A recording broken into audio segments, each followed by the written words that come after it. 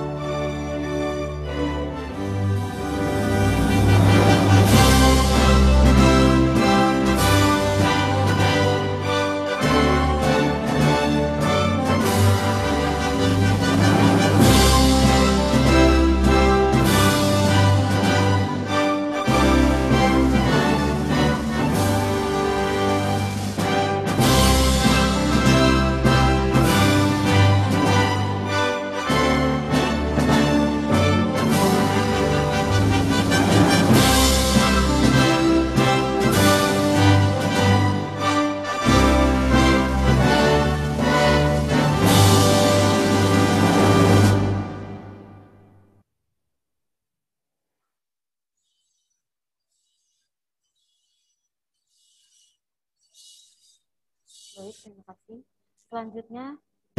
Selanjutnya yaitu pembacaan doa yang akan dipimpin oleh Bapak Haji Sobirin. Kepada beliau kami persilakan.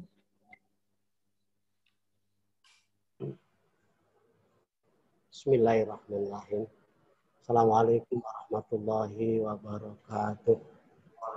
Waalaikumsalam warahmatullahi wabarakatuh. Untuk mengawali acara ini, mari kita sama-sama berdoa.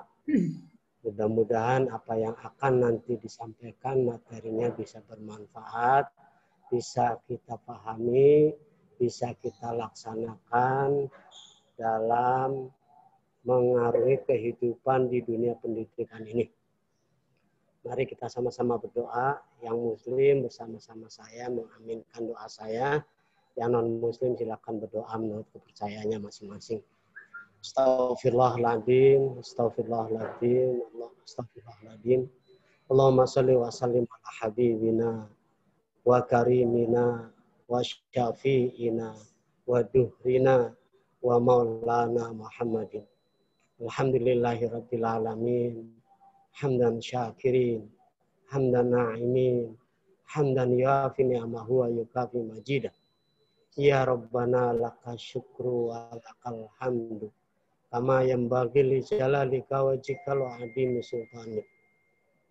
Allahumma fir lil muslimina wal muslimat wal mu'minina wal mu'minat lahya'i minhum wal amwat. Allahumma inna nas'aluka salamatan fid din ya Allah. Wal'afiatan fil jasadina wa ziyadatan fil ilmina wa barakatan fil rizqina wa taubatan qoblal maut wa rahmatan indal maut wa maghfiratan ba'dal maut. Allahumma hawwin alaina fi syakaratil maut wa najata minan nar wa apa indal hisab.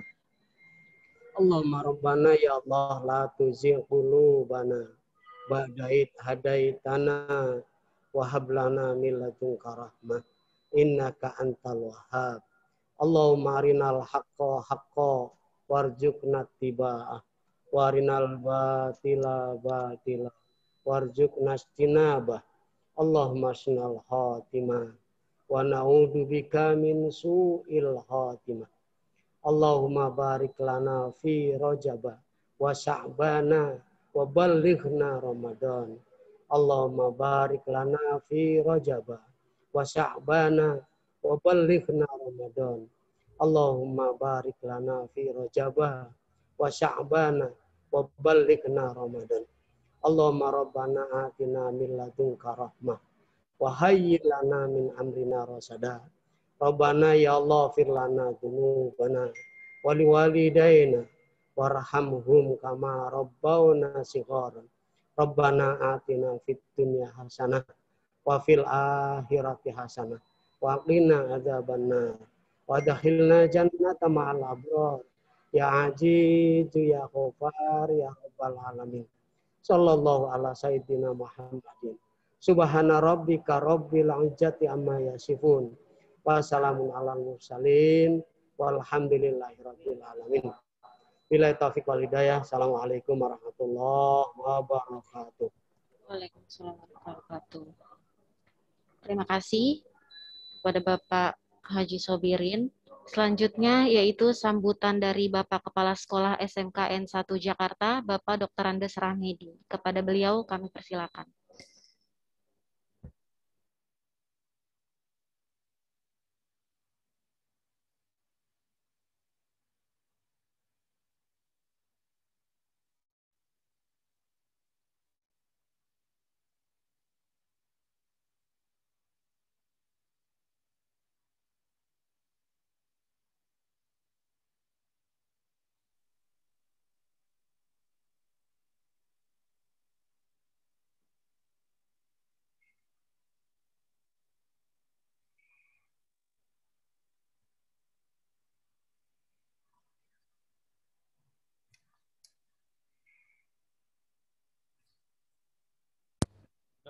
Halo, tes.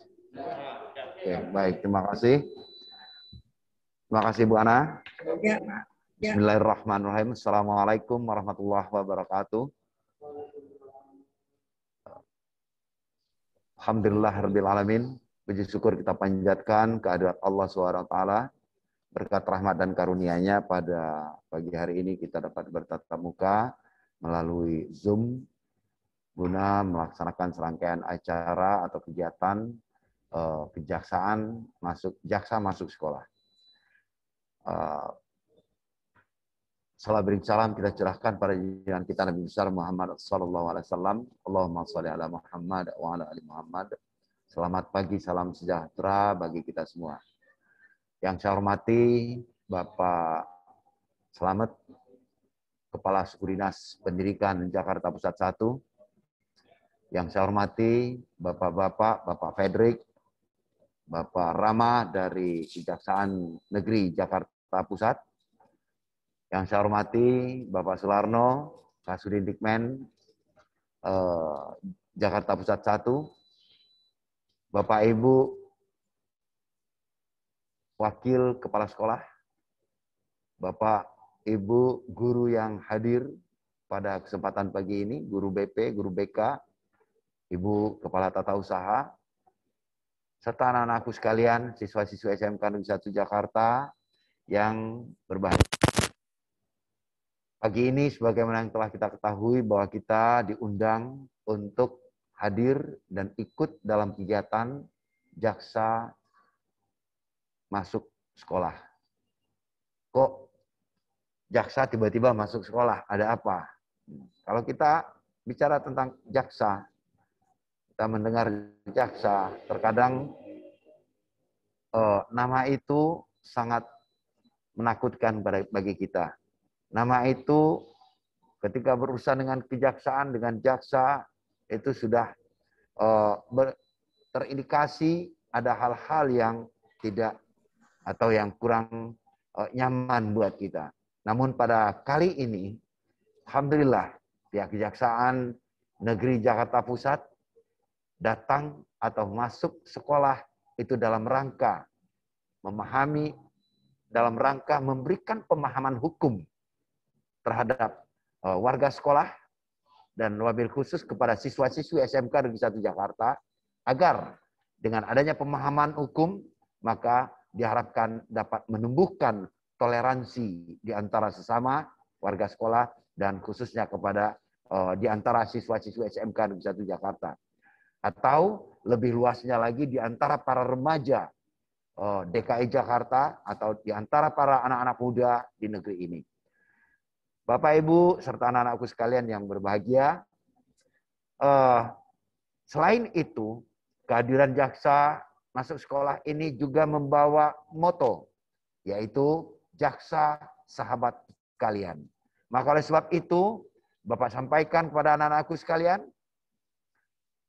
pada saatnya nanti ketika ada giliran tanya jawab, setelah bapak-bapak dari pihak kejaksaan memaparkan materi-materi yang akan mereka sampaikan, maka pada kesempatan adanya nanti tanya jawab, wabil khusus kepada anak-anakku, siswa-siswa SMK Negeri Jakarta, 1 Jakarta, lakukanlah memberikan atau bertanyalah seluas-luasnya, bertanyalah sebanyak-banyaknya hal-hal yang sekiranya yang kalian tidak tahu tentang bagaimana, apa itu kejaksaan, apa tugas kejaksaan, serta hal-hal yang berkaitan dengan kemungkinan-kemungkinan kita berurusan dengan kejaksaan.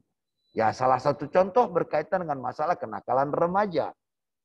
Kenakalan remaja itu jangan dikira akan terlepas dari jeratan-jeratan hukum yang pada akhirnya nanti akan berhadapan dengan pihak kejaksaan. Nah, hari ini pihak kejaksaan hadir di tengah-tengah kita dalam rangka jaksa masuk sekolah. Dalam rangka jaksa mendekatkan diri kepada para remaja sebagai sahabat para remaja.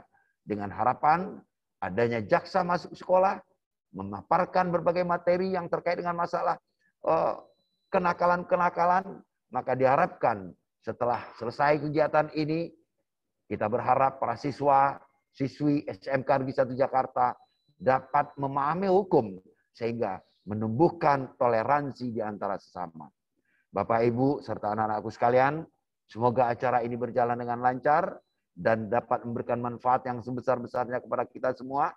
Maka dari itu, kita berharap anak-anakku sekalian, Bapak, Ibu semua, mari kita ikuti acara ini dengan sebaik-baiknya. Demikian yang dapat saya sampaikan. Billahi taufiq wal hidayah. Wassalamualaikum warahmatullahi wabarakatuh. Waalaikumsalam warahmatullahi wabarakatuh. Terima kasih kepada Bapak Kepala Sekolah SMK N1 Jakarta atas sambutannya. Selanjutnya yaitu sambutan dan arahan dari Bapak Haji Slamet SPD MPD selaku Kasudin Pendidikan Wilayah 1 Jakarta Pusat. Kepada beliau kami persilakan.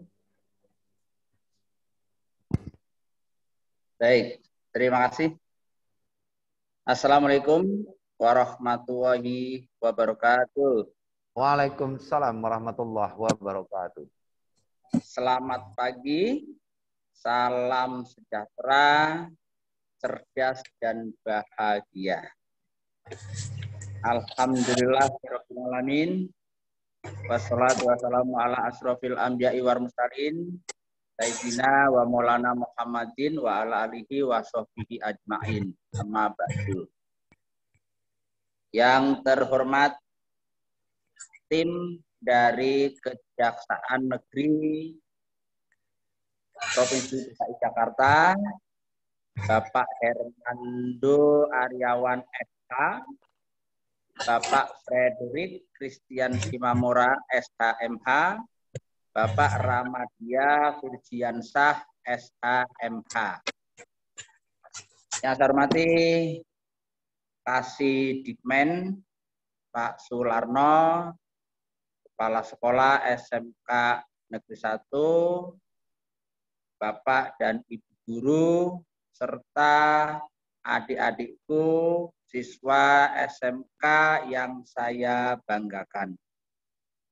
Tiada kata yang patut kita sampaikan pada hari ini, kecuali rasa syukur yang sebesar-besarnya atas nikmat dan karunia-Nya yang Allah berikan kepada kita. Sholawat dan salam tentu tak lupa mari kita sampaikan kepada junjungan Nabi besar Muhammad SAW. Semoga di yaumil akhir nanti kita bisa mendapat syafaat. Bapak dan Ibu serta anak-anakku, hari ini adalah hari yang istimewa di mana kita bisa bertemu, berkumpul lintas unit kerja. Biasanya adik-adik pada pagi seperti ini melaksanakan pembelajaran dan bertatap muka di antara teman-teman adik-adik dan guru-guru yang biasa mengajar. Tapi hari ini istimewa karena adik-adik bisa juga bertatap muka dengan saya selaku Kepala Suku Dinas Pendidikan Wilayah 1 Jakarta Pusat. Adik-adik juga bisa bertatap muka dengan Kejaksaan Negeri. Adik-adik juga bisa ketemu bertatap muka dengan Kasih Dikmen. Dan tentunya ini menjadi forum yang sangat bermanfaat. SMK 1 memang terpilih sebagai tempat dan sebagai acara pembelajaran untuk anak-anak.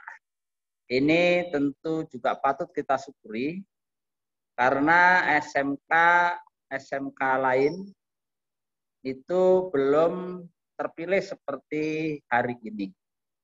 Ini tentu saja membawa sebuah pembelajaran yang sangat baik. Tadi saya dengar Pak Rahmedi, Kepala SMK 1 sudah menyampaikan, ada apa ya, jaksa kok sampai masuk sekolah. Ini tentu ada niat baik. Saya terima kasih kepada jajaran Kejaksaan Negeri Jakarta Pusat yang telah memprakarsai dan mempunyai niat yang luhur ini untuk bisa mensosialisasikan hal-hal yang terkait dengan perkara-perkara hukum. Tentunya adik-adik harus bisa memanfaatkan pembelajaran hari ini. Memang kalau kita lihat fenomena saat ini yang terjadi, banyak sekali masyarakat yang mungkin karena tidak tahu, yang mungkin karena ikut-ikutan, sehingga tanpa disadari perbuatan dan tingkah lakunya itu ternyata melanggar tatanan hukum. Oleh karena itu hari ini dari Kejaksaan Negeri Jakarta Pusat akan menyampaikan beberapa hal. Jadi adik-adik nggak usah khawatir, nggak usah takut Kalau hari ini nanti dibuka dialog, tanyakanlah. Ya, jaksa masuk sekolah bukan jaksa untuk menghukum sekolah, tapi jaksa mengajak sekolah untuk sama-sama bisa memahami dan mentaati ketentuan-ketentuan hukum. Adik-adik yang saya banggakan, saat ini kita memang sedang mengalami sebuah tantangan yang cukup berat. Tantangan pertama, kita berada di era industri 4.0, di mana peningkatan akses dan penggunaan teknologi informasi sudah masuk ke setiap penjuru aktivitas kita. Hampir setiap hari kita selalu berkomunikasi melalui handphone dan mengakses informasi dari media-media, media sosial, media TV, media cetak, dan lain-lainnya. Tentu saja bagi adik-adik, informasi-informasi yang masuk melalui alat komunikasi yang adik-adik punya, itu harus dicerna, diamati. Jangan sampai karena ingin menjadi penyalur berita terdepan, maka begitu menerima informasi langsung di-forward atau langsung dikirim ke grup lain tanpa dibaca terlebih dahulu, tanpa direnungkan. Oleh karena itu adik-adik harus hati-hati, jangan sampai hanya karena ingin merasa kita menjadi penyebar informasi yang pertama sehingga kita ternyata terjerat dengan masalah. Ini harus kita waspadai, ya, karena di saat kita sedang menggunakan gadget ataupun teknologi informasi yang lainnya, disitulah seakan-akan kita masuk kepada hutan belantara yang ada macannya, yang ada ulernya, yang suatu saat siap menerkam kita. Ini sama. Begitu dunia maya sangat-sangat luas dan isinya sangat heterogen. Tantangan yang kedua, kita berada di masa pandemi COVID-19 yang sampai hari ini masih belum dinyatakan aman. Pemerintah Provinsi DKI Jakarta dan pemerintah pusat sudah berupaya untuk menekan penyebaran COVID ini. Oleh karena itu, aktivitas masyarakat termasuk kita hari ini adalah aktivitas yang dikendalikan dalam bentuk pembatasan untuk bertatap muka, bertemu secara fisik. Sehingga kita melakukan acara ini melalui media Zoom. Oleh karena itu Bapak mengharapkan adik-adik tetaplah berada di rumah, hindari kerumunan, selalu memakai masker dan cuci tangan sebagaimana pesan ibu kita. Oleh karena itu di masa-masa pandemik ini tentu kita harus bijak di dalam melakukan aktivitas. Adik-adik yang saya banggakan dan bapak-bapak yang saya hormati. Tentu saja nanti banyak hal yang akan diurai. Banyak hal yang akan disampaikan. Ini menjadi salah satu momentum di mana adik-adik akan berinteraksi dengan pihak kejaksaan. Interaksi ini tentu bagian dari proses pembelajaran. Jadi kalau hari ini mata pelajarannya adalah pembentukan karakter pemuda-pemudi taat hukum.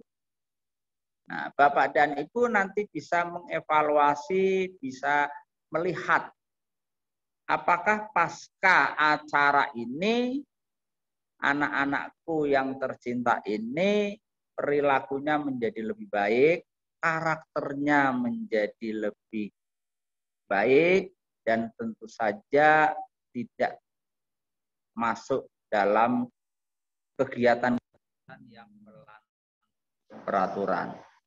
Bapak dan Ibu, karena saya juga masih ada acara yang tidak bisa ditinggal, ini saya berada di lokasi lain.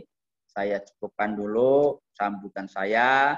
Pesan saya sebelum saya akhiri kepada narasumber dari Kejaksaan Negeri, mohon kiranya tuntaskan informasi yang harus dicerna oleh adik-adik agar kiranya adik-adik bisa memahami. Kepada adik-adik, ikuti acara ini sampai selesai. Kepada guru dan kepala sekolah, tolong dampingi acara ini sampai terakhir. Kepada kasih men, acara ini sampai terakhir dan kami nanti dapat laporannya. Terima kasih. Salam sehat, cerdas, dan bahagia. Wabillahi taufiq wal hidayah. Wassalamualaikum warahmatullahi wabarakatuh. Waalaikumsalam warahmatullahi wabarakatuh. Terima kasih Pak Slamet atas sambutannya. Kita masuk ke acara berikutnya, yaitu pemberian materi dari Kejaksaan Negeri Jakarta Pusat. Kepada Bapak Fredrik Christian Simamora dan Bapak Ramaditya Firgansyah, dipersilakan.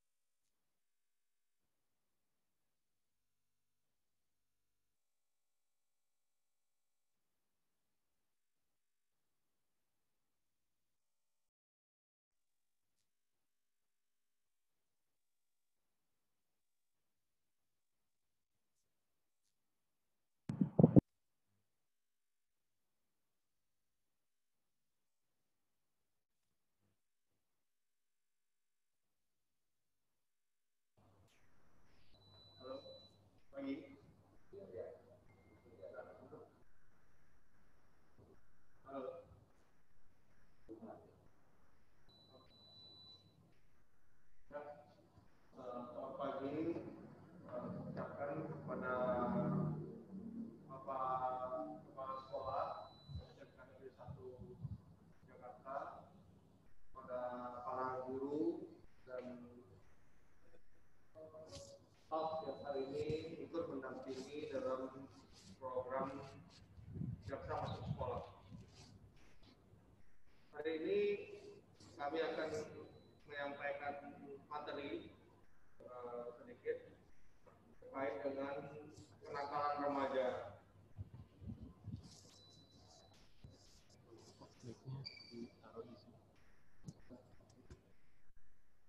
Jadi dengan pengertian kenakalan remaja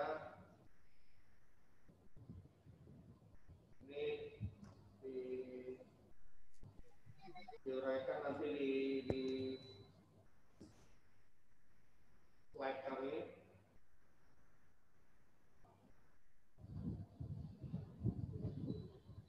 Tes.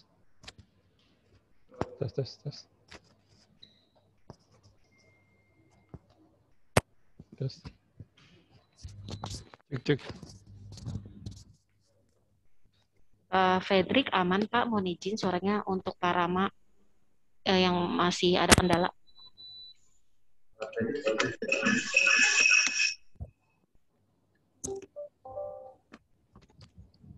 Halo. Oke, siap Pak. Oke.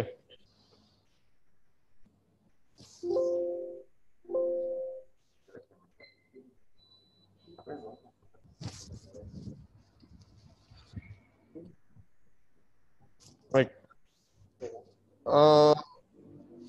Untuk teman-teman semua mungkin udah paham lah ya apa itu remaja. Remaja itu adalah manusia yang berumur belasan tahun. Pada saat remaja, manusia belum dapat disebut sebagai dewasa, namun juga sudah lepas dari status anak-anak. Remaja adalah peralihan dari anak-anak menuju dewasa. Nah ini kayak contohnya ini Tesi, diskresi ini bukan remaja, karena dia umurnya sudah lewat dari 21 tahun. Jadi remaja itu rentang umurnya dari 12 sampai 21. Apa sih arti kenakalan remaja? Kalau bahasa Inggrisnya itu dikenal dengan juvenile delinquency. Menurut salah seorang ilmuwan sosiologi, kenakalan remaja tersebut merupakan gejala sosial pada remaja yang disebabkan oleh satu bentuk pengabaian sosial. Akibatnya, remaja-remaja tersebut mengembangkan bentuk perilaku yang menyimpang dari kebiasaan masyarakat. Apa aja jenis-jenis kenakalan remaja? Yang paling sering timbul adalah penyalahgunaan narkotika dan obat-obatan terlarang. Ada juga yang melakukan seks di luar nikah, kemudian melakukan tindakan pornografi, porno aksi. Nah, yang kemudian paling umum terjadi adalah tawuran antar remaja. Kemudian juga ada melakukan balapan liar. Penyalahgunaan narkoba ini jadi harus dipahami dulu. Narkotika dan obat-obatan terlarang itu sebenarnya bermanfaat dalam dunia medis. Namun disalahgunakan penggunaannya tanpa izin, tanpa hak, untuk kemudian digunakan, dikonsumsi secara pribadi tanpa adanya izin dari pihak-pihak yang berwenang, antara lain dokter atau Kementerian Kesehatan. Nah, narkotika ini ada daftarnya. Dalam undang-undang narkotika tersebut ada daftarnya. Nah, itu diperbaharui biasanya setiap tahun, dimasukkan lagi jenis-jenis narkotika yang belum terdaftar. Yang paling umum yang kita ketahui adalah sabu-sabu. Bahasa medisnya adalah metamfetamin. Nah, itu biasanya yang dipakai, dikonsumsi secara ilegal, sabu-sabu, dan peredarannya itu sangat banyak. Kenapa sih sampai terjadi penyalahgunaan narkoba? Biasanya itu diawali dengan kebiasaan merokok. Nah, melalui rokok inilah biasanya masuk mulai kenal rokok, kenal sama minum-minuman keras, akhirnya ditawari narkoba. Kita udah banyak di Jakarta Pusat sendiri anak-anak di bawah umur yang menyalahgunakan narkotika, baik itu sebagai pengguna, ada juga yang sebagai kurir, ada yang menyimpan, ada yang memiliki. Nah, semua ketika anak-anak pun atau remaja pun di bawah umur yang melakukan tindak pidana narkoba, maka tetap harus dilakukan penegakan hukum. Nah, di mana sih diatur? Diatur ada undang-undang tersendiri. Ada di Undang-Undang Nomor 35 Tahun 2009 tentang narkotika, Undang-Undang Nomor 5 Tahun 97 tentang psikotropika, dan juga ada Undang-Undang Nomor 36 Tahun 2009 tentang kesehatan. Nah, pelanggaran-pelanggaran terhadap ketentuan-ketentuan undang-undang ini ada sanksi pidananya yang mengancam. Ancaman pidananya itu berupa pidana penjara, denda, ada juga yang rehabilitasi. Nah, itu nanti ditentukan bagaimana kesalahan, kadar kesalahan yang dilakukan oleh si perempuan.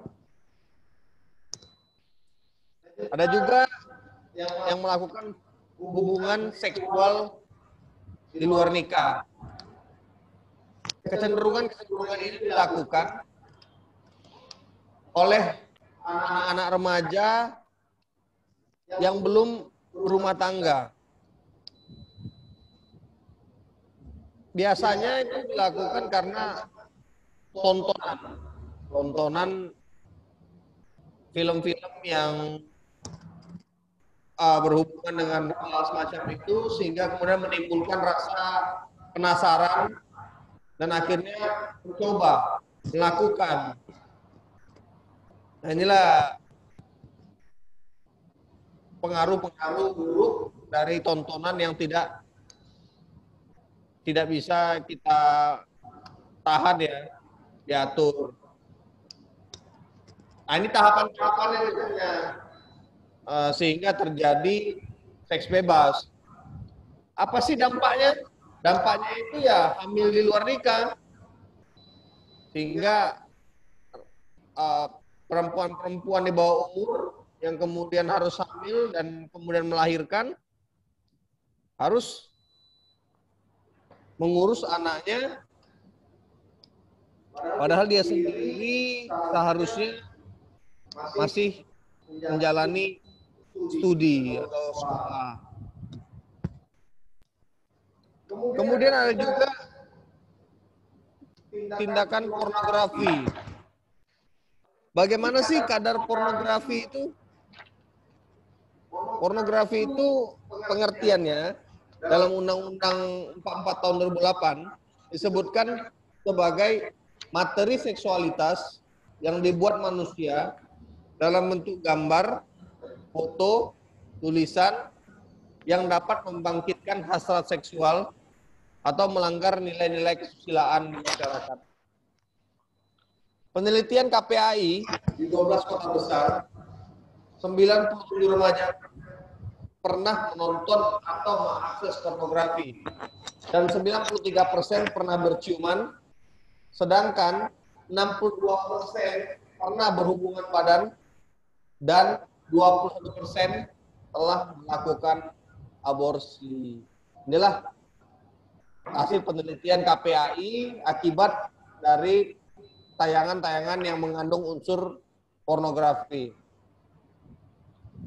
Adanya ketentuan pada pasal 4, jadi batasan-batasannya itu adalah memproduksi, membuat, memperbanyak, menggandakan, menyebarluaskan, menyiarkan, mengimpor, mengekspor, menawarkan, memperjualbelikan, menyewakan, atau menyediakan pornografi.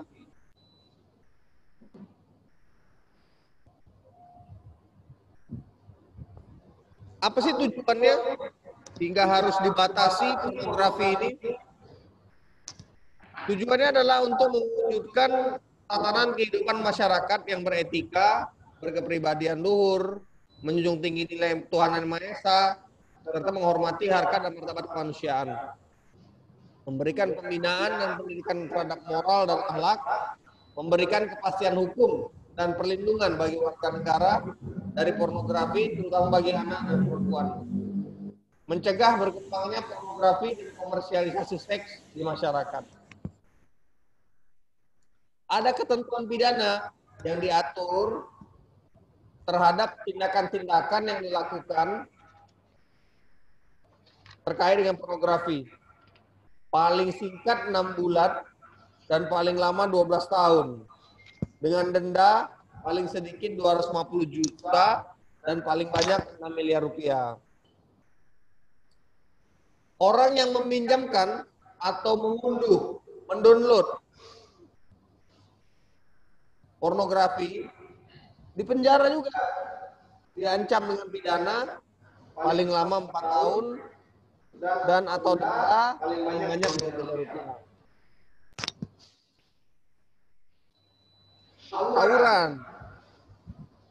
Tawuran ini sudah ada sejak medio tahun 90-an.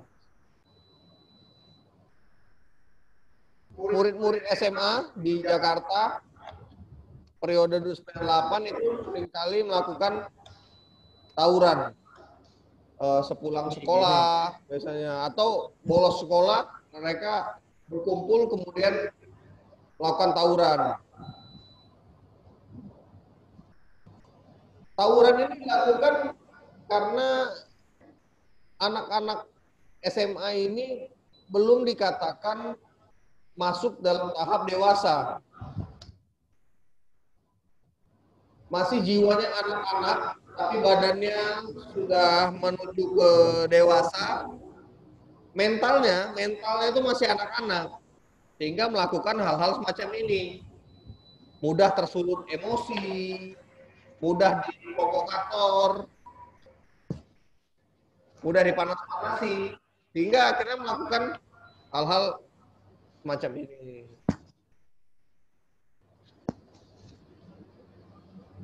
Pada tahun 2013 di Bogor, 2 orang siswa SMK ditangkap. Dan mereka sama-sama hampir menewaskan siswa SMK lain. Akhirnya terhadap 3 orang siswa SMK tersebut ditahan dengan tuduhan melakukan penganiayaan. Itu bisa dilihat contohnya itu bawa celurit, golok, rantai besi, bawa sumpit juga, itu yang ditiup.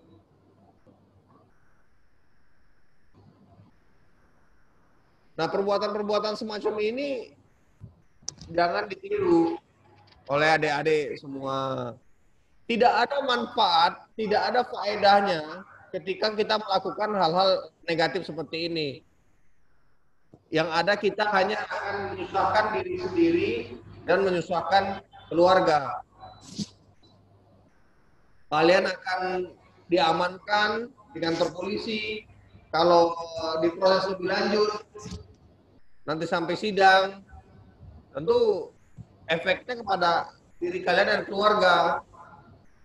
Kalian bisa tidak mendapatkan surat keterangan kelakuan baik dari kepolisian.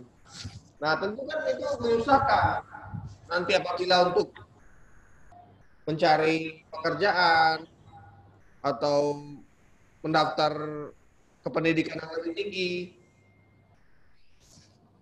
Jadi nggak usah ditiru. Nah, juga ada fenomena geng cewek Nero. Nah, geng Nero ini sempat viral juga di Pati. Mereka melakukan penganiayaan terhadap anak perempuan lain karena masalah laki-laki ya, masalah pacar-pacaran. Akhirnya melakukan penganiayaan.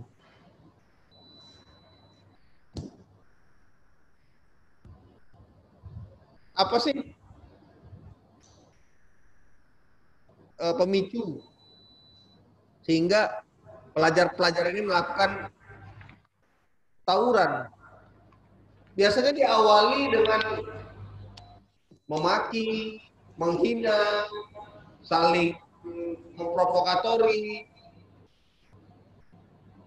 kemudian ingin tampil, ingin dikenal dengan sebutan berani, keren, dan solidaritas tinggi. Juga ingin menunjukkan bahwa ini jati diri kami. Inilah pemicu-pemicu biasanya terjadi tawuran. Nah, bagaimana caranya kita bisa mengatasi tawuran? Jadi kita harus memiliki kecakapan berpikir. Mental kita itu harus dewasa sebelum kita melakukan sesuatu. Belajar mengenali dan menemukan informasi, mengolah, mengambil keputusan, serta memecahkan masalah secara kreatif.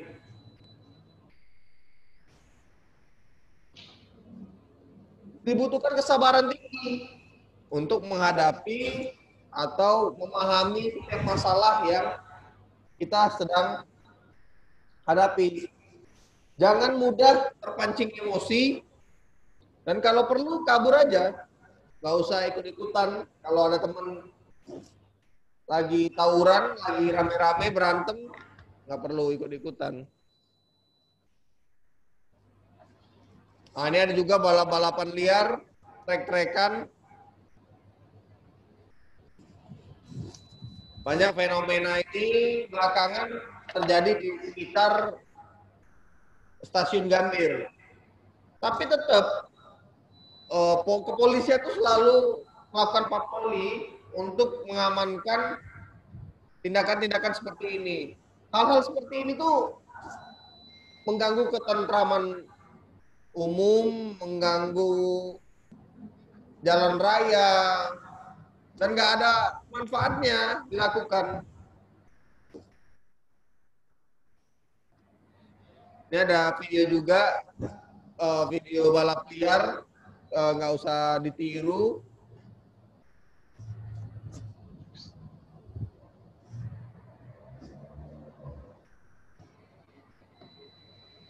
Apa sih sebenarnya faktor internal terjadinya kenakalan remaja? Biasanya itu karena masih mencari identitas diri. Tidak bisa menahan diri, tidak bisa melakukan kontrol, labil secara emosi. Sehingga tidak bisa membedakan mana perilaku yang baik dan mana perilaku yang buruk. Sehingga dapat diterima di masyarakat yang akan menimbulkan konotasi negatif, ya, yaitu perilaku nakal bagi remaja-remaja yang tidak bisa melakukan kontrol terhadap dirinya. Ada juga faktor eksternal, biasanya keluarga dari yang tidak harmonis, broken home, salah didikan dalam keluarga. Anak-anak yang terlalu dimanja atau anak-anak yang terlalu diberikan kekerasan. Tidak dibekali dengan pendidikan agama, salah berteman. Nah, ini sering yang paling tinggi kenakalan remaja itu karena salah pergaulan. Tempat tinggal, dan juga terlalu mudahnya informasi tanpa dipilah-pilih, tanpa disaring.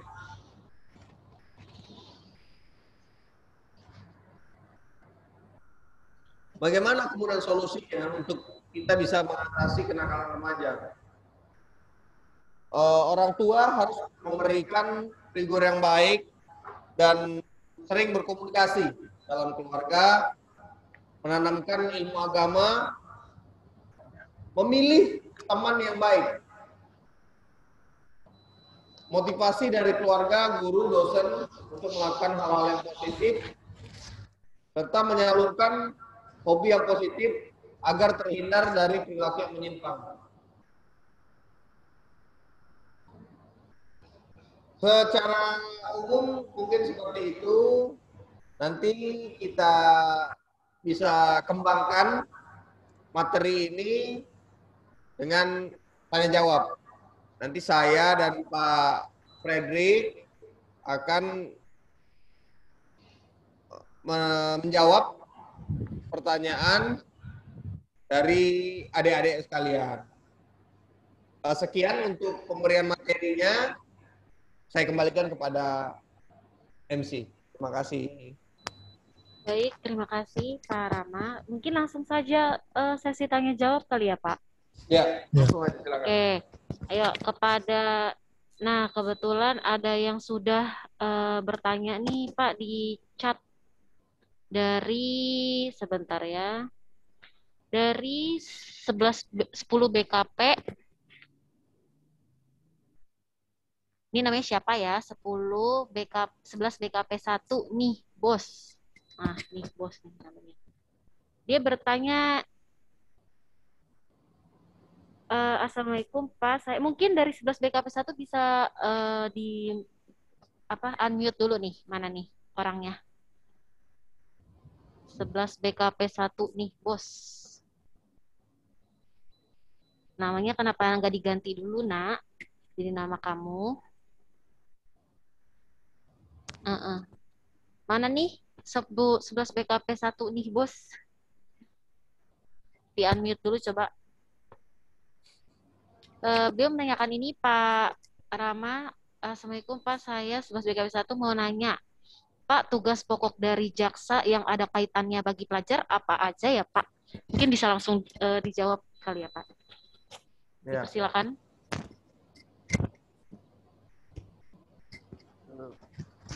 Terima kasih. Pertanyaannya, Pak, tugas pokok jaksa yang ada kaitannya dengan pelajar ya? Begini, tadi siapa yang bertanya?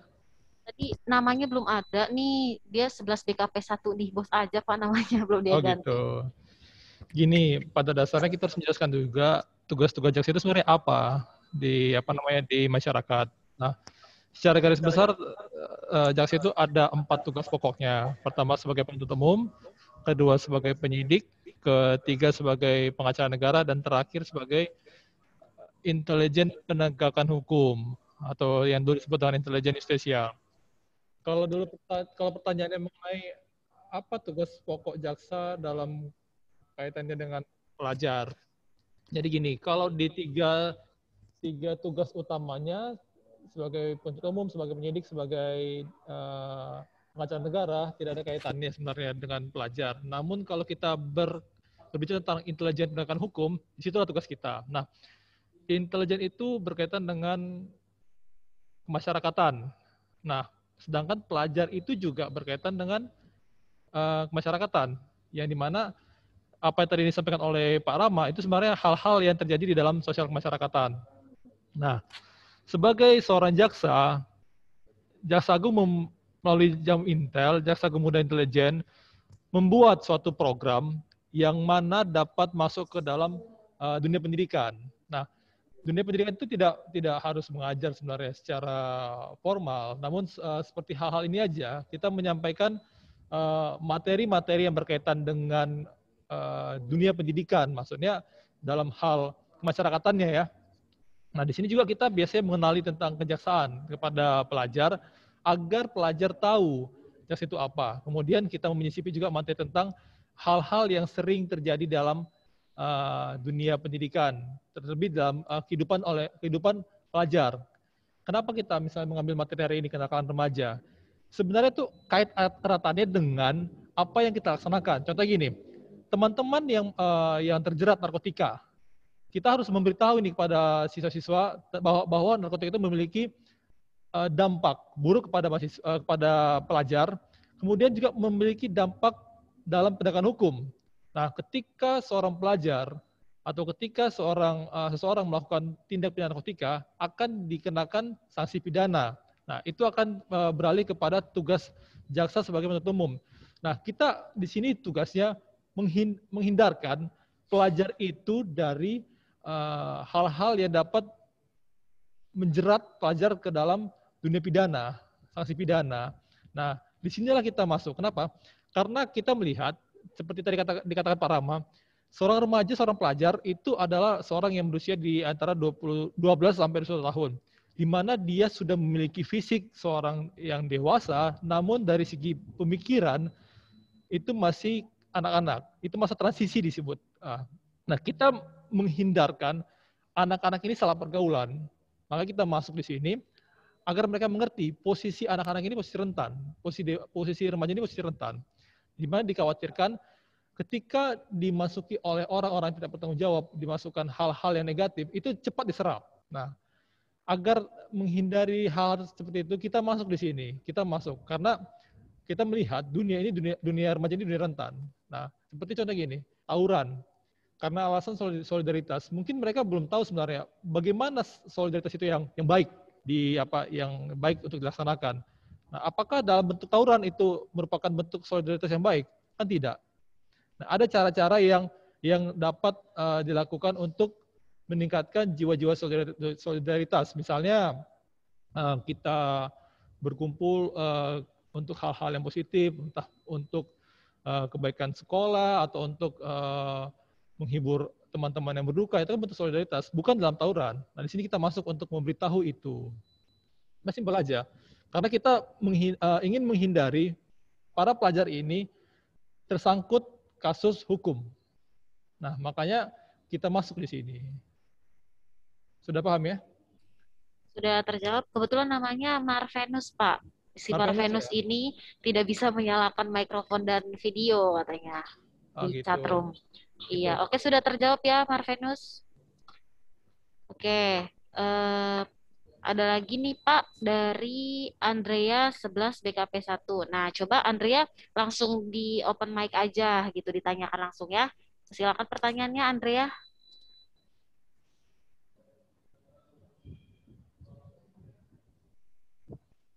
Assalamualaikum Pak. Waalaikumsalam. Saya mau nanya Pak, ada 2 pertanyaan nih Pak. Yang pertama itu gimana sih cara menjadi jaksa yang baik? Kalau yang kedua itu kekerasan di kalangan pelajar saat di sekolah itu termasuk tugas Pak jaksa atau bukan? Gimana? Terima kasih. Yang kedua diulangi tolong.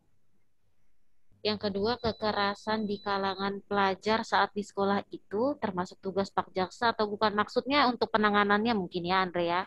Okay. Seperti itu. Ya Bu, untuk penanganan. Kita langsung jawab.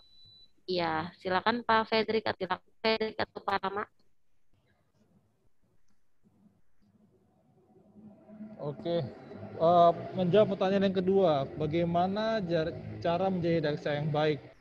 Nah, cara menjadi jaksa yang baik itu pertanyaan-pertanyaan yang dengan jawaban yang relatif ya sebenarnya. Itu kembali ke pribadinya masing-masing. Nah, tapi tidak dipungkiri juga pimpinan kita di atas juga telah memberikan instruksi-instruksi kepada anggotanya di bawah. Jadi guidance kita untuk menjadi jaksa yang baik. Nah, kembali lagi kepada pribadinya apakah mau melaksanakan itu atau tidak. Nah, namun apabila tidak dilaksanakan guidance yang telah diberikan, misalnya instruksi atau peraturan oleh Jaksa Agung atau pengawasan, kita akan dikenakan sanksi oleh pimpinan kita. Nah, kemudian itu akan berdampak pada karir kita ke depannya. Makanya untuk menghindari hal-hal seperti itu harus selalu diikuti guidance-nya. Kemudian juga menjadi jaksa yang baik itu dari segi intelektual juga harus dikembangkan. Nah, contohnya tadi saya mengatakan bahwa jaksa itu memiliki 4 tugas yang utama ya, sebagai penuntut umum, sebagai penyidik, sebagai pengacara negara, sebagai intelijen justisial atau intelijen penegakan hukum. Nah, di sini tiap tahun ya sebenarnya ada juga sejenis pendidikan ya untuk para jaksa agar mengembangkan intelektualnya di dalam bidang masing-masing agar tidak itu aja. Nah, itulah cara-cara untuk meningkatkan kualitas jaksa. Nah, kalau untuk pribadinya, tadi saya katakan kita telah ada instruksi-instruksi dari pimpinan kita untuk menjadi guidance kita, dan juga kita punya pihak-pihak yang mengawasi kita. Internal kita adalah ada Jaksa Agung Muda bidang pengawasan, dan secara eksternal ada namanya Komisi Kejaksaan. Nah, mereka-mereka inilah yang akan memantau kinerja kejaksaan baik dari teknis maupun non teknisnya.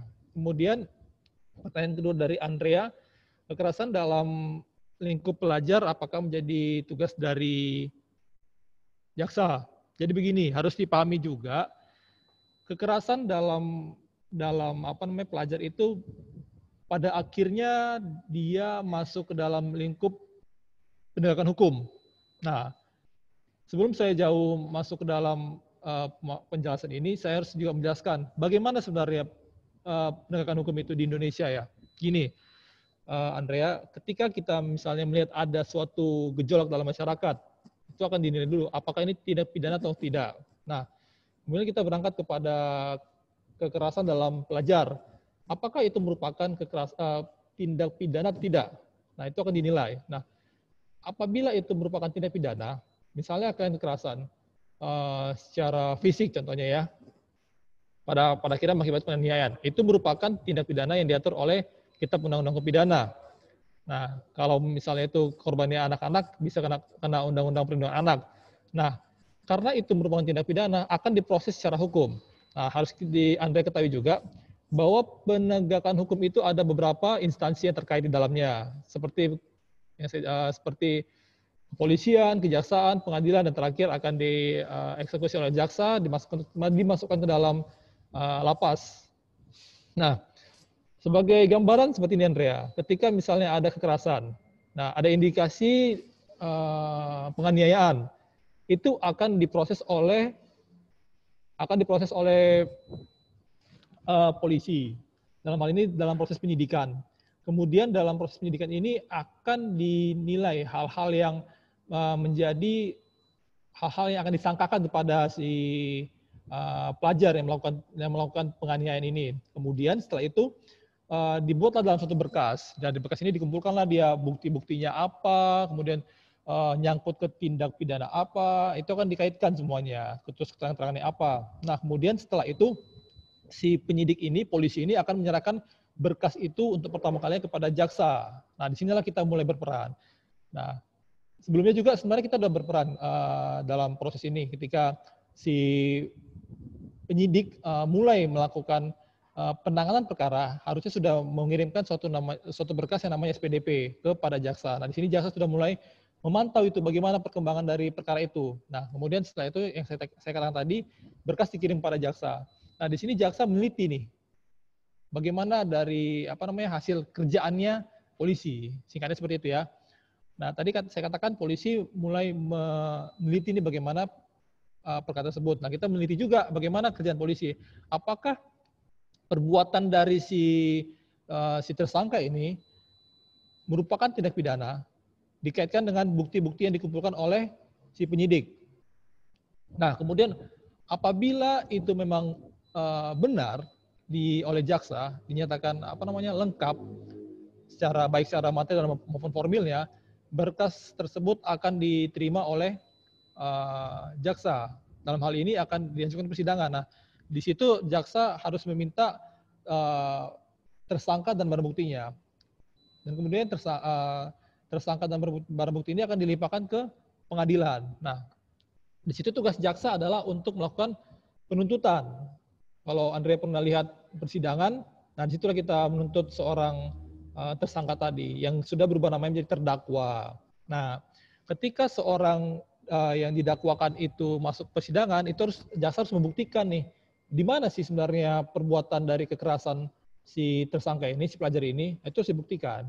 Nah, dibuktikan dengan keterangan saksi, kemudian kalau ada ahli, kemudian surat-surat, misalnya itu visum, misalnya ada berdarah kan, nah itu ada visumnya, kemudian ada petunjuk yang dikaitkan dari keterangan-keterangan saksi, ahli maupun visum tadi. Kemudian kita juga meminta keterangan dari terdakwa, itu harus dibuktikan. Nah, kemudian apabila itu terbukti di dalam persidangan, nah hakim akan memutus perkara tersebut. Nah, misalnya pidana penjara sekian tahun. Nah, setelah dipidana penjara itu bisa ada proses lagi, apakah dia naik banding atau kasasi. Apabila tidak ada upaya hukum lagi, si jaksa ini kami harus melakukan eksekusi terhadap si terpidana. Nah, itu kami eksekusi kami masukkan ke dalam lapas. Nah, itulah. Jadi peran jaksa ini sebenarnya cukup luas. Tadi saya katakan, kenapa kita masuk di sekarang ini sebagai upaya preventif lah saya katakan ya, upaya sebelum terjadi tindak pidana, agar kita tidak melakukan suatu penegakan hukum terhadap anak-anak dalam rangka penegakan hukum, karena kita telah melakukan upaya-upaya untuk menghindari anak-anak tersebut dari hal-hal demikian, gitu. Jadi kita memiliki peran sentral dalam penegakan hukum maupun peran sentral sebelum tindak pidana terjadi. Mungkin demikian, Andrea. Ya Pak, makasih Pak. Nah, Pak Fredrik kebetulan menyambung nih dari pertanyaannya si Andrea tadi dan jawaban Bapak. Tadi ada Adelia Nadwa itu menanyakan peran hakim dan jaksa yang sudah dijawab ya, Adelia. Tadi sudah terjawab oleh Pak Fredrik. Kemudian ada yang menanyakan tentang tadi kan prosesnya ya Pak, gitu proses berjalannya. Sebentar, tadi saya juga Adelia mau bertanya juga ya? Iya, tadi Adelia menanyakan peran hakim dan jaksa Pak. Oke, gini, saya akan menjelaskan sedikit dulu ya, ada tambahan sebelum kita menjelaskan lebih jauh. peran hakim dan jaksa. Nah gini, di era yang sekarang ini, di dalam Undang-Undang Peradilan Anak, sebenarnya juga proses tersebut bisa dikesampingkan sebenarnya ya. Dalam pengertian gini, ada namanya Undang-Undang Sistem Peradilan Pidana Anak. Itu di situ ada dikatakan proses restoratif justice sebenarnya namanya. Di mana si anak ini tidak mesti dimasukkan ke dalam proses penegakan hukum. Nah, dalam pengertian gini, ketika si anak melakukan tindak pidana, ini untuk anak ya, tidak untuk semua kalangan ya, terus untuk anak aja. Ketika si anak melakukan tindak pidana, dalam proses penyidikan, penuntutan maupun di persidangan nanti, itu harus diupayakan dulu, upaya diversi namanya. Nah, di mana upaya diversi ini adalah, misalnya dalam penyidikan, penyidik harus mengundang si tersangka dan keluarga korban dan pihak-pihak terkait, misalnya tokoh-tokoh masyarakat kah, atau mungkin tokoh agama kah, diundang di dalam suatu forum, dan satu juga Bapas namanya, diundang dalam satu forum untuk mendiskusikan bagaimana menyelesaikan perkara itu. Nah, di situ ada tujuannya untuk mencapai suatu kesepakatan. Apakah nanti si anak ini atau si korban ini dapat memaafkan si tersangka. Nah, kemudian apabila ada kata sepakat untuk memaafkan si tersangka ini, akan dibuat suatu kesepakatan yang pada akhirnya nanti si anak tidak harus menjalani proses penegakan hukum, tidak harus dipidana. Begitu pula apabila misalnya di dalam penyidikan proses tersebut tidak berhasil, itu akan dilaporkan ke penuntutan.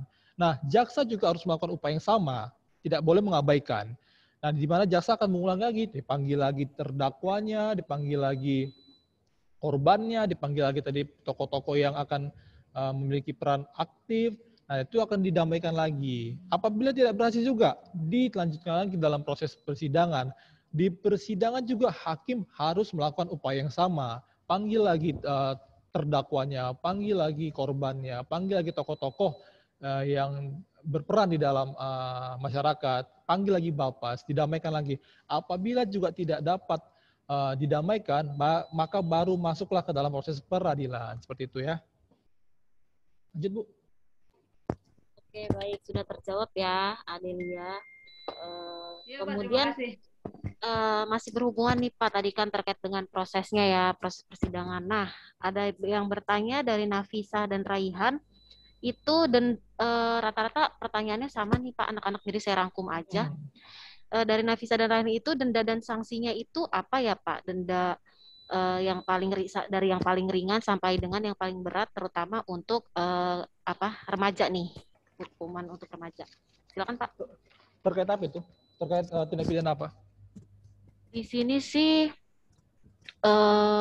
mungkin dari Raihan atau Nafisa bisa di open mic.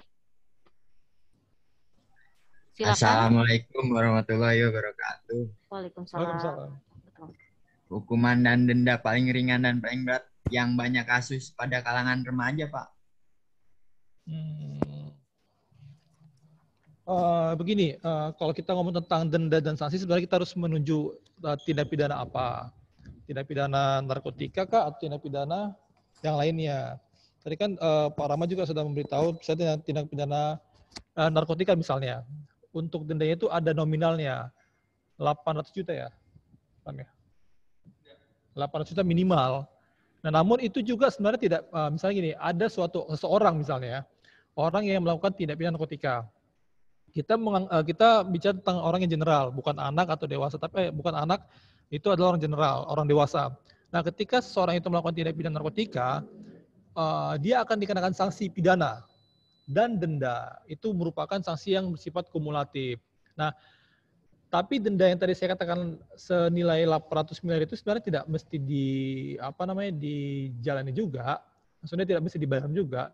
Ketika yang bersangkutan kan itu kan dalam jumlah besar ya. Minimal 800 juta pun itu udah besar sekali menurut saya.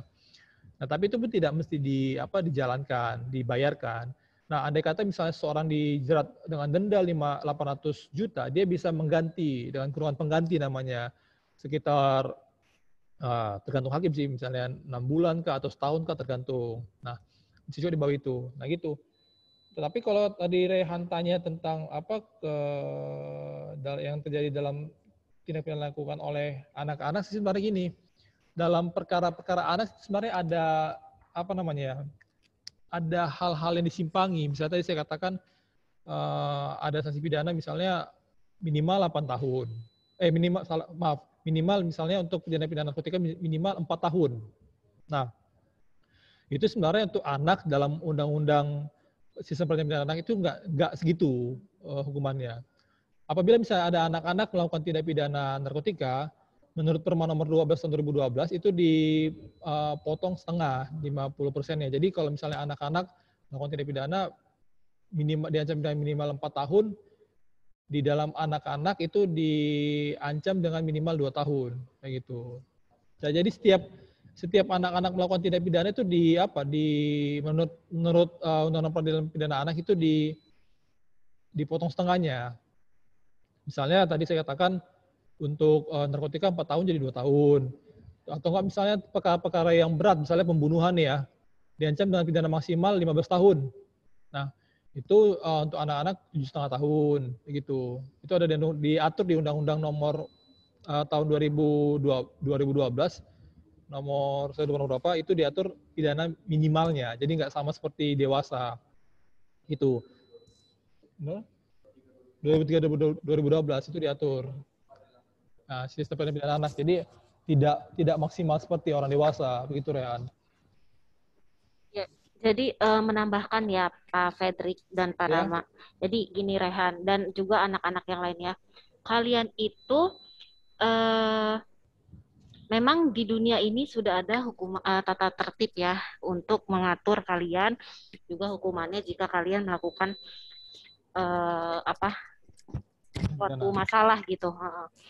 Nah, yang perlu kalian lebih takutkan lagi itu adalah hukuman Tuhan gitu. Jadi jangan dipatok masih remaja nih hukumannya jadi cuma setengah aja ya gitu ya Pak Fredrik. Nanti anak-anak kan berpikirnya gitu. Jadi kalian harus berpikir hukuman dari Tuhan gitu.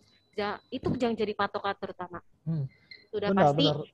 Sudah pasti nanti wah udah nggak mau berbuat ini deh macem-macem deh gitu yang baik-baik aja gitu jadinya Pak Fredrik dan Pak Rama. Oke, baik. Benar sekali sebenarnya tujuan kita di sini juga untuk menghindarkan anak-anak dari sanksi yang lebih daripada itu sebenarnya. Betul. Dari segi keagamaan dan juga gini ya Rehan ya dan teman-teman yang lain harus dipahami juga sih sebenarnya kalau pidana bukan hal yang ini ya, itu berjangka kan cuma 2 tahun, sekian tahun. Sebenarnya bukan itu juga yang kita ingin tanamkan. Harus dipahami juga ada sanksi yang lebih besar daripada itu. Baik secara ketuhanan maupun masyarakatan. Karena ketika kalian anak-anak sudah melakukan tindak pidana itu ada namanya di dalam polisian ada catatannya. Seperti kata Pak Rama ada SKCK. Kalian sudah memiliki masa depan yang pasti ada ganjalannya. Tidak semulus orang-orang yang belum pernah melakukan tindak pidana. Nah, kemudian lebih daripada itu ada suatu stigma di dalam masyarakat yang dimana kalian akan dicap buruk sampai kapanpun itu. Nah, jadi hindarilah hal-hal yang dapat menyebabkan kalian masuk ke dalam jerat tersebut. Begitu. Betul sekali.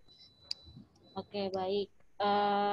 Selanjutnya ada lagi nih pertanyaannya cukup banyak yang menanyakan terkait dengan jati diri nih Pak dari Mustafa, Najwa, dan Semi. Mungkin dari Najwa bisa diwakilkan karena pertanyaannya hampir sama nih. Najwa, ya silakan. Waalaikumsalam warahmatullahi wabarakatuh. Saya perwakilan Fitria Anfab dari kelas PTL. Saya mau Pak, bagaimana harusnya sikap orang tua dan guru dalam mendampingi para remaja untuk menemukan jati dirinya? Karena tidak bisa dipungkiri, remaja pasti ingin terlihat lebih keren atau sebagainya di usia remajanya. Terima kasih. Oke, bisa langsung dijawab, silakan. Bagaimana peran orang tua ya dalam membentuk jati diri si anak? Sebenarnya gini, Najwa dan teman-teman yang lainnya. Orang tua adalah guru pertama dalam kehidupan si anak. Sebelum kalian mengenal guru-guru yang secara formal, kalian untuk pertama kalinya akan diajar oleh orang tua. Itu harus ditanamkan juga. Sebenarnya seperti ini. Ini kita berbicara, pertanyaan ini terlalu luas ya, tidak spesifik ke pekerjaan kita. Nah, orang tua itu akan menanamkan nilai-nilai dalam kehidupan si anak. Nah, kemudian orang tua juga akan membangun karakternya si anak. Melalui apa? Melalui apa yang dia sampaikan kepada si anak. Nah, bagaimana cara orang tua dalam mengembangkan jati diri si anak? Itu sebenarnya kuat kaitannya dengan bagaimana si orang tua ini memahami anaknya.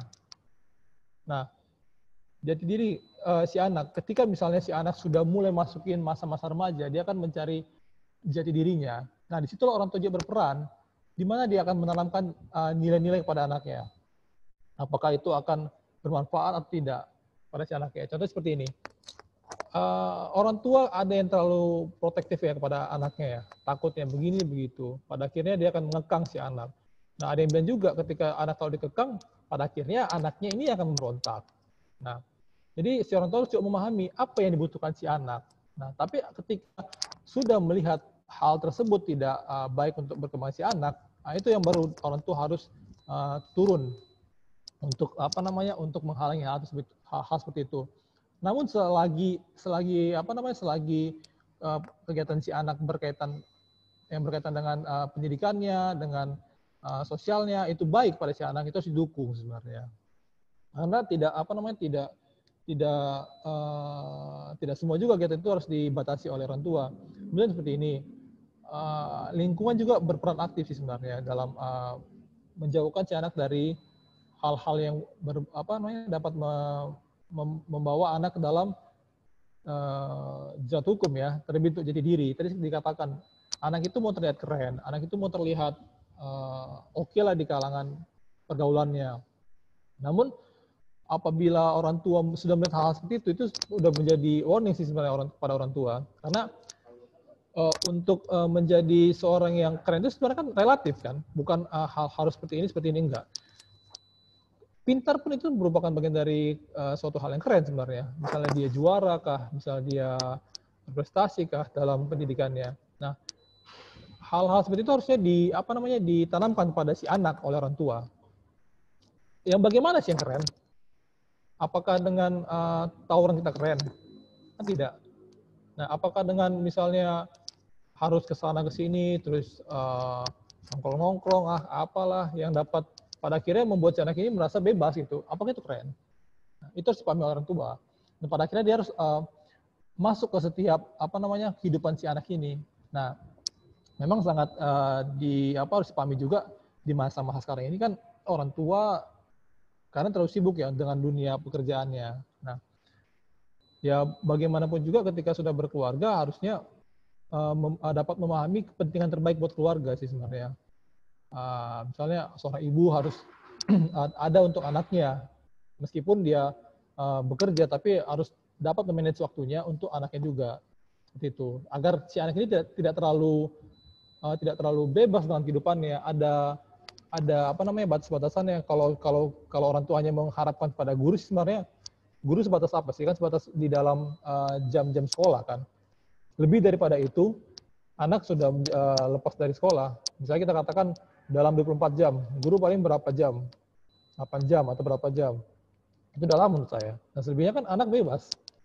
Apabila tidak ada guidance dari orang tua, ya udahlah, siapa anak itu akan mencari jati diri sendiri. Jadi gitu, ketika sudah berkeluarga, punya anak ya harusnya mementingkan kepentingan terbaik buat keluarga.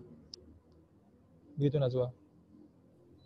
Oke, sudah terjawab ya Nazwa, Mustafa, dan tadi satu lagi Semi. Kemudian satu pertanyaan terakhir nih Pak, dari Tegar Cahya. Mungkin bisa open mic, Tegar Cahya. Persilakan. Selamat pagi. Yang saya tanyakan, ketika seorang remaja terlibat kasus penyalahgunaan, kemudian ia mengulanginya lagi, terlibat dengan kasus tersebut, pidana apa atau hukuman apa yang akan dia dapatkan? Yang kedua, mengenai banyaknya akun-akun di sosial media yang menawarkan tentang prostitusi online, bagaimana cara remaja menanggapinya tersebut, dan apa yang terjadi pada penyedia dan juga pengguna prostitusi online tersebut. Dan yang ketiga, tentang pelecehan remaja.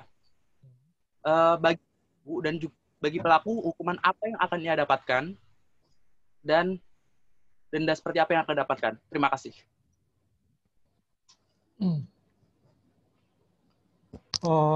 Baik, mengenai ini kan mengenai penguatan tindak pidana ya, residip ya. Nah, tadi saya katakan kan, ketika si anak itu tadi saya katakan mengenai diversi ya. Ketika si anak melakukan tindak pidana, itu sebenarnya harus didamaikan terlebih dahulu.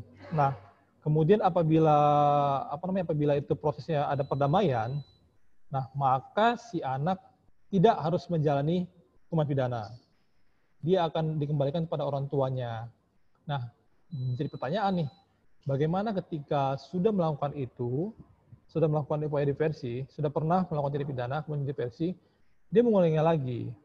Nah, dia tuh di pasal 7 ayat 2 Undang-Undang 11 tahun 2012 tentang sistem peradilan pidana anak, diversi sebagaimana dimaksud pada ayat 1 dilaksanakan dalam hal tindak pidana yang dilakukan. Pertama, diancam dengan pidana penjara di bawah 7 tahun. Kedua, bukan merupakan pengulangan tindak pidana.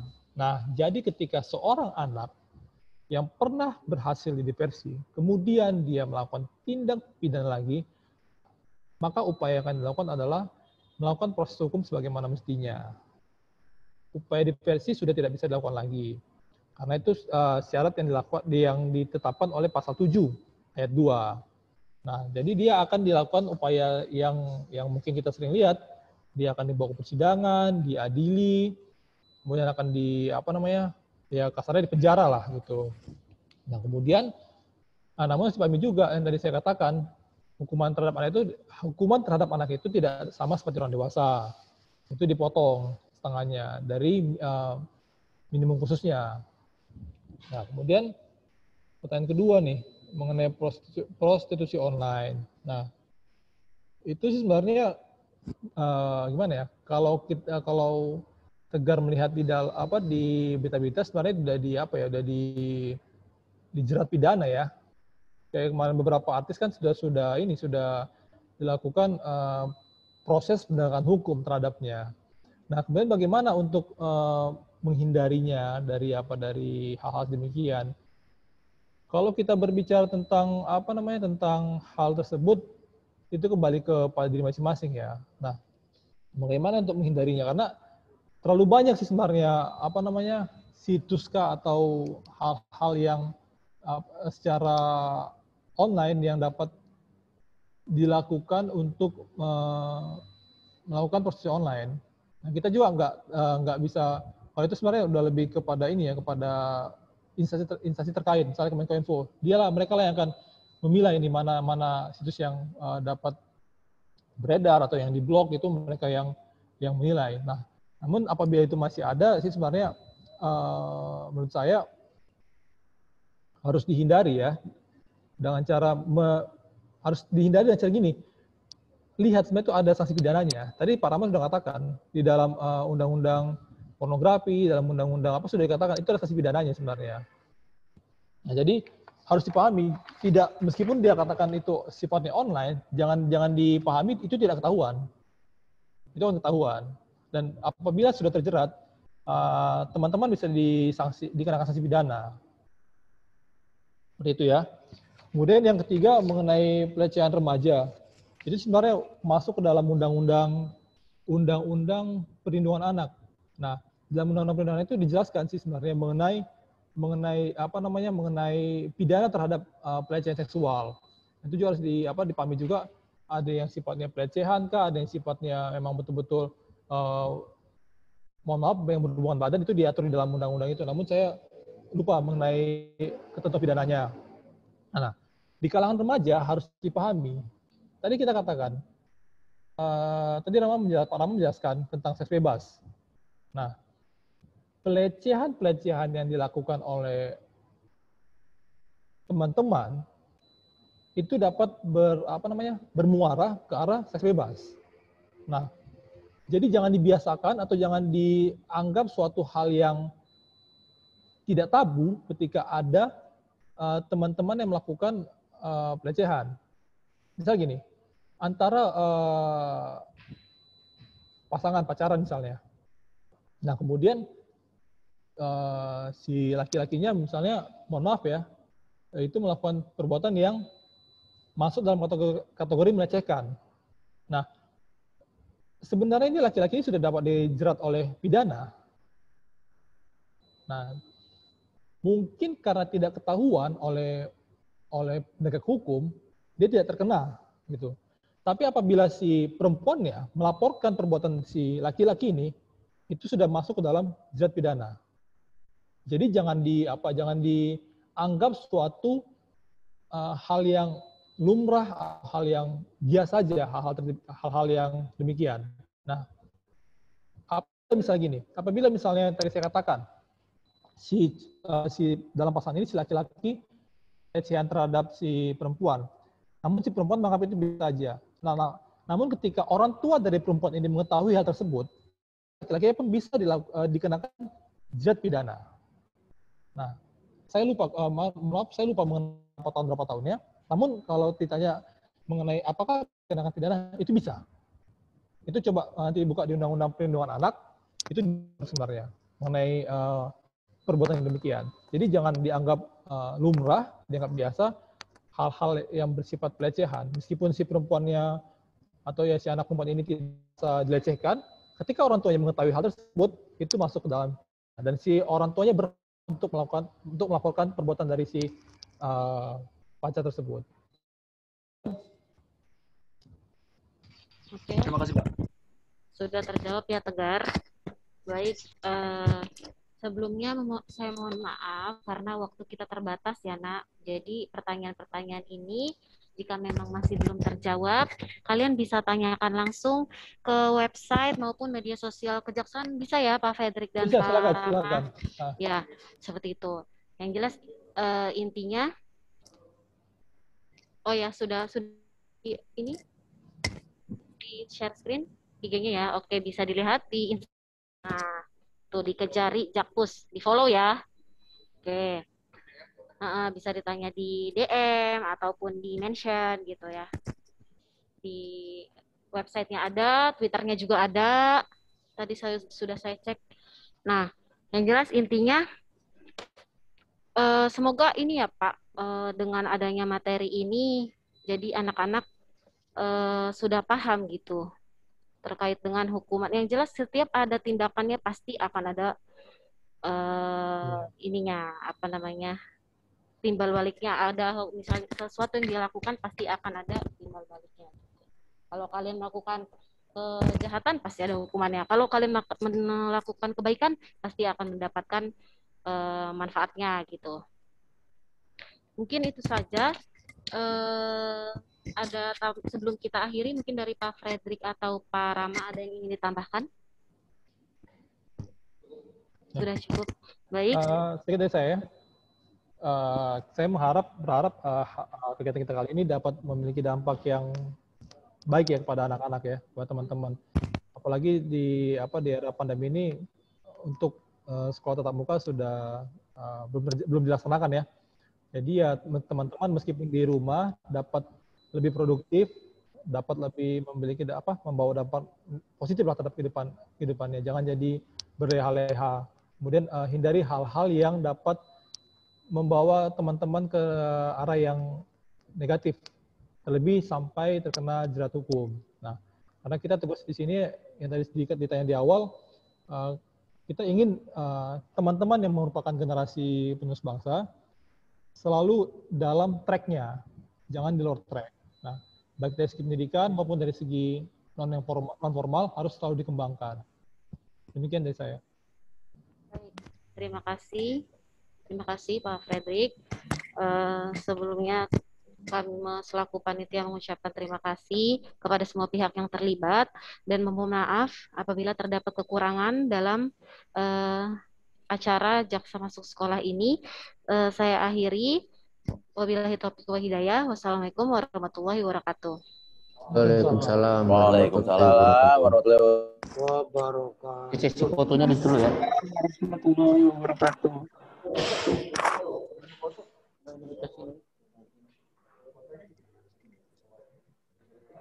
Terima kasih semua.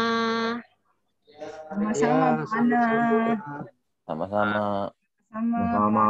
Sendiri, anakku semua. Terima kasih Bapak Ibu, terima kasih anak-anakku sekalian. Sama-sama. Sama-sama, Pak. Mudah jadi anak yang Tetap soleh. bahagia. Amin. Ya, tetap sehat, tetap bahagia ya. Assalamualaikum warahmatullahi wabarakatuh. Waalaikumsalam warahmatullahi wabarakatuh. Waalaikumsalam warahmatullahi wabarakatuh.